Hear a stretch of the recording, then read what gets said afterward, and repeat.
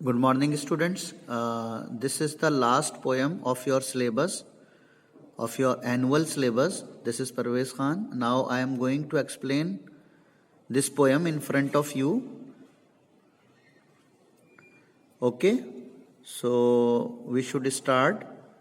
The poetry of earth is never dead. When all the birds are faint with the hot sun. तो यहाँ पर ये grass ऊपर और क्रिकेट के बारे में पोयम है डियर स्टूडेंट्स। तो यहाँ पोएट कह रहा है कि जो अर्थ की पोएट्री है, पोएट्री मीन्स यहाँ खूबसूरती भी है, जो नेचर की खूबसूरती है, ब्यूटी है, वो कभी भी ख़त्म नहीं होगी। और ये बता रहा है कि जब सारी बर्ड्स गर्मी से, सूरज से परेशान होकर गर्मी के मौसम में छिप जाती हैं and hide in cooling trees, कहाँ छिप जाती हैं? ठंडे ठंडे पेड़ों के छाँव में छुप जाती हैं। अ वॉइस विल रन, तब एक आवाज आती है। From hedge to hedge about the new mown mead, और वो आवाज एक हैज कहते हैं जो बुशिस की एक बाउंड्री बहुत अच्छी तरह से बनी हुई होती है, उसको हैज कहते हैं।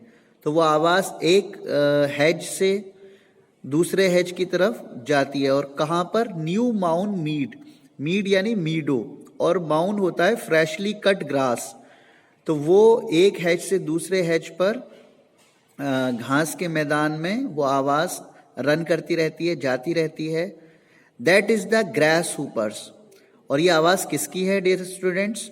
The poet is telling here, और ये आवाज ग्रास हुपर की है।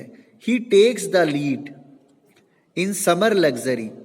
अब वो क्या करता है? सारे जानवर, सारे बर्ड्स, सारे परिंदे तो गर्मी की वजह से परेशान हो जाते हैं, लेकिन वो लीड करता है, इस गर्मी के मौसम को एंजॉय करता है। He has never done with his delights, और वो थकता नहीं है, और वो डिलाइट खुशियां मनाता रहता है। ये जो समर सीजन होता है उसके लिए बेहतरीन सीजन होता है।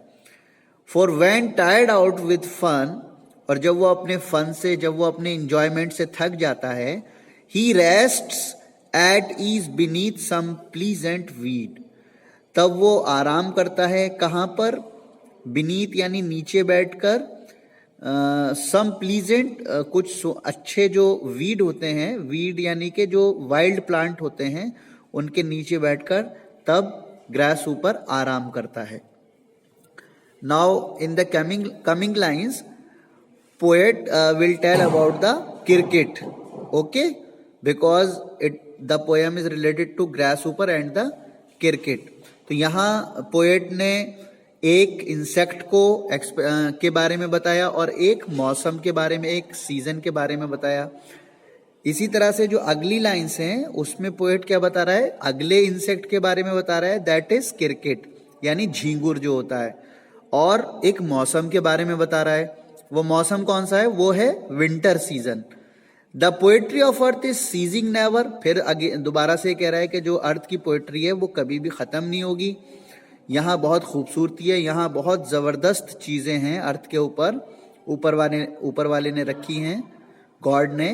On a loan winter evening when the Frost has wrote a silence, यानी कि जो जाड़ों की शामें होती हैं, जब चारों तरफ ठंड, फ्रॉस्ट यानी पाले की, बर्फ की सी एक परत सी जम जाती है, कोहरा बहुत ज्यादा और पाला टाइप का होता है, और इसकी वजह से चारों तरफ साइलेंस आ जाता है, खामोशी आ जाती है। From the stone there shrills the cricket's song, तो किसी भी एक पत्थर से एक श्रिल्स मीन्स होता है डियर स्टूडेंट्स बहुत तेज आवाज।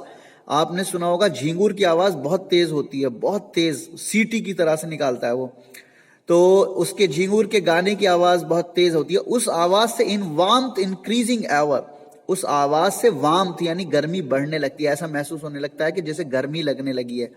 Eight seems to one in drowsiness half lost, तो इससे क्या होता है? इसको the grasshopper's among some grassy hills, तो जो आदमी, ड्रॉसीनेस कहते हैं स्लीपी, आधा सोया हुआ होगा, उसको ये आवाज इतनी तेज होती है, पोएट यहाँ पे ये बता रहे हैं कि उसको ये आवाज ऐसे लगेगी जैसे ग्रास हुपर की आवाज है, क्योंकि ग्रास हुपर की आवाज बहुत सॉफ्ट होती है, उसकी आवाज इतनी तेज नहीं होती।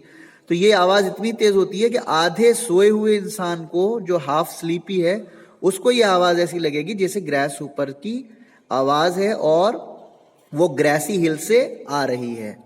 जॉन कीट्स जो हैं वो इसके पोएट हैं, उन्होंने लिखी है ये पोएम। इसका एक्सप्लेनेशन मैं आपको डाल रहा हूं और इसके क्वेश्चन आंसर्स भी आप लोग इसको कंप्लीट कर लीजिएगा। वर्ड्स मीनिंग भी आपको करने हैं। ओके, गुड बाय, अल्लाह हाफिज।